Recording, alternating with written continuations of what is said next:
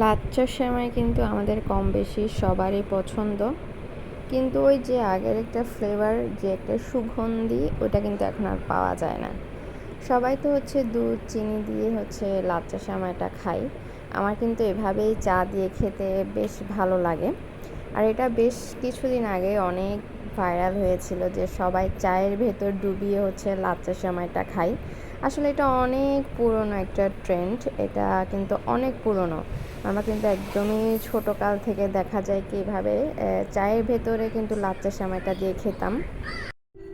আর এইভাবে লাচ্চা সেমাইটা খেতে হলে কিন্তু চাটাকে অবশ্যই একটু রেগুলার আমরা যে চাটা খাই ওটা থেকে কিন্তু একটু মিষ্টি করতে হয়। এতে কিন্তু খেতে খুবই দুর্দান্ত লাগে। আমার তো খুব ফেভারিট একটা খাবার এটা। আর যদিও আগে সে টেস্ট পাওয়া যায় না, তারপরেও এভাবে খেতে কিন্তু খুব বেশি ভালো লাগে এটা।